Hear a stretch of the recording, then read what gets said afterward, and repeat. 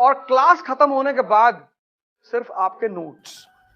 मतलब once the class is over you should be completely prepared कि आप दोबारा इन किताबों को नहीं पढ़ना है, तैयारी के लिए नहीं पढ़ना है, पढ़ने के लिए पढ़ लेना है।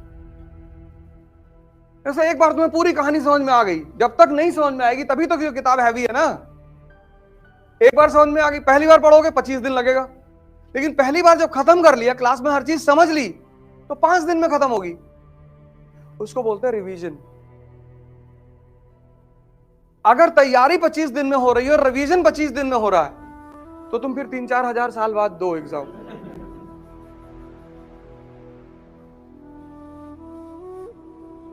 सर रिवीजन का टाइम नहीं मिल रहा है। रिवीजन मतलब सिर्फ तथ्यों को देखना।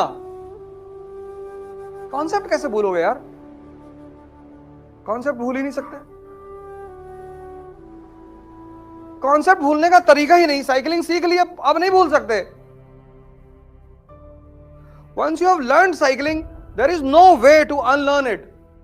पर तुम चाहो हम साइकिल चलाना भूल जाए। जैसे अभी आप ह्यूमैनिटीज के सब्जेक्ट उठाएंगे, मॉडर्न इंडिया उठाएंगे, एक पढ़ने का तरीका है पुरोहितों की तरह, प्रीस्ट, उसको बोलते हैं प्रीस्टली अप्रोच।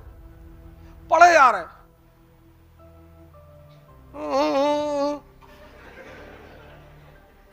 पढ़े जा रहे, एक दिन में 70 पेज, 80, 150, 300 मर गए।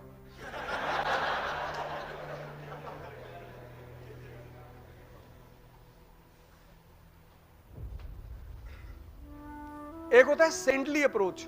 पढ़ने के दो अप्रोच है। एक है प्रीस्टली अप्रोच, आप बहुत पढ़ते हैं, आपको आता कुछ नहीं। अब मैंने कहा ना, दो अप्रोच है पढ़ने के। एक प्रीस्टली अप्रोच, पढ़ते बहुत हैं, बहुत पढ़ते हैं। प्रीस्टली अप्रोच में आदमी मेहनत करते हुआ बहुत दिखाई पड़ता है, उसको अचीव कुछ नहीं होता। सेंटली अप्रोच में वो हो सकता है मेहनत कम करे, उसकी अचीवमेंट ज्यादा होती है। ये सेंटली अप्रोच है क्या?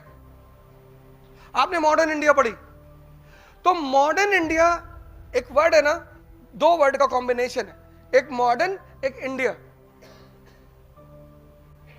तो जब आप मॉडर्न इंडिया पढ़ रहे हैं तो आपको कुछ तो ऐसा पता चलेगा कि आप कहें कि it is different from ancient and medieval,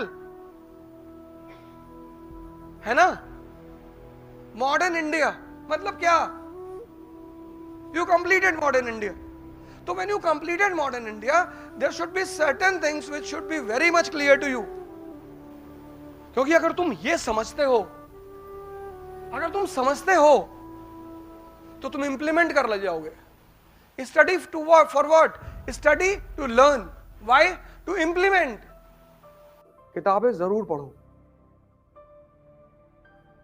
IAS बनना है तो न्यूज़पेपर और किताब पढ़ने की आदत डालो। यूट्यूब के लेक्चर्स बहुत कम सुनो। मैंने कहा नहीं सुनो, बड़े अच्छे अच्छे लेक्चर्स पढ़े हुए हैं, बड़े अच्छे अच्छे टीचरों के पढ़े हुए हैं, तो सुनो, लेकिन किताबों को पढ़ने की आदत डालो। Because when you read the book you have to connect the lines and create the story. तो तुम्हारा दिमाग जिंदा होगा। जब तुम किताब पढ़ोगे ना तो तुम्हें सोचना पड़ेगा। तुम सीरीज देखते हो, तुमको मजा आता है क्योंकि तुमको उसमें सोचना नहीं पड़ता, कहानी अपने आप सामने खुलती चली जाती है। इसीलिए गांव के लोग आज भी सिनेमा को देखना बहुत बुरा मानते हैं। 80 में तो खैर मानते ही थे, 90 में तो खैर मानते ही थे। आपने घर में जो आपके एल्डर है, पिताजी, उनसे पूछिए कि वो कैसे पिक्चर देखने, मूवी देखने जाते रहे होंगे। और किसी भी तरीके से मूवी हॉल में घुसोगे तो इंफॉर्मेशन घर पहुंच जाती थी।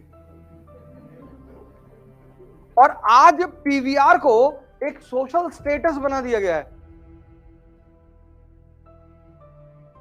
क्योंकि माँ बाप को पता था कि अगर तुम मूवी देखोगे ना तो तुम्हारी जो कनेक्ट करके सोचने की क्षमता है वो खत्म हो जाएगी।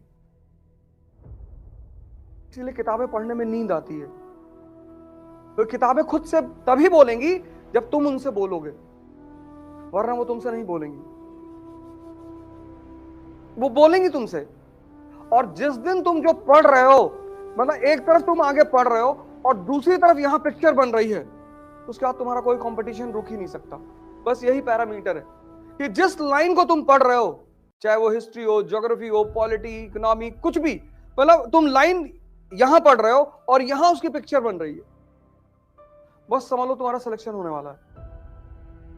क्योंकि पिक्चर बन रही का मतलब यह है कि डाइजेशन इज गोइंग ऑन। किताब ले लो, NCERT, old NCERT, class 12th, Vipin Chandra,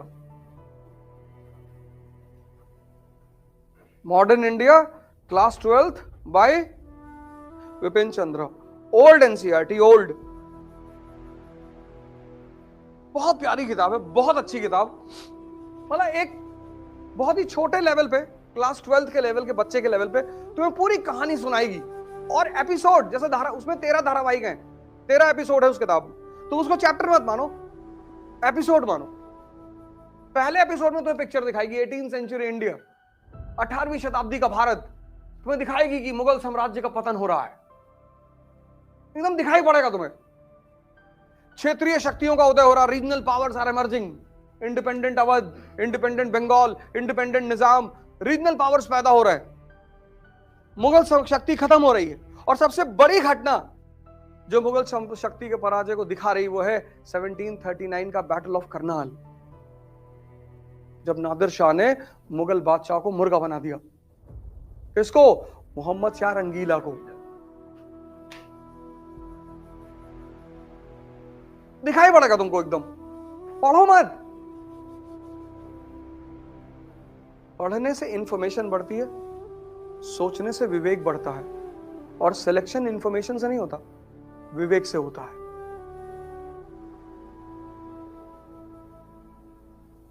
आज के दौर में लोगों के पास इंफॉर्मेशन बहुत है पर सोचा ही नहीं, सोचा ही नहीं। सब कुछ उस किताब में लिखा हुआ है, सब कुछ, बस तुम्हें सोचना है रुक के। इसीलिए भारत के आध्यात्मिक इतिहास में कुछ पक्षियों का, कुछ फूलों का बड़ा महत्व है। जैसे भारत के आध्यात्मिक इतिहास में तोते का बड़ा महत्व है। पता है क्यों? क्योंकि तोता रामायण याद कर सकता है, समझ नहीं सकता, और बिना समझे कोई अर्हत नहीं होगा। इसीलिए तो तुम्हारा पढ़ने में मन नहीं लगता था, तुम्हें पता ही नहीं होता है कि पढ़ना क्या है।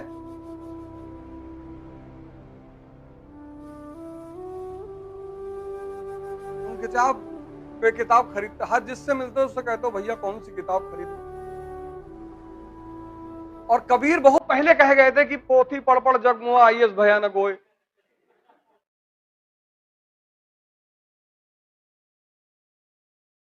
वो आईएएस के, बेसिकली उन्होंने आईएएस के लिए ही कहा, बाद में लोगों ने प्रेम जोड़ दिया उसमें। पंडित, पोथी पढ़ पढ़ जग मुआ, पंडित भयानक होए। पढ़ना मतलब दिमाग को जिंदा करना, और जिंदा दिमाग कुछ भी कर सकता है।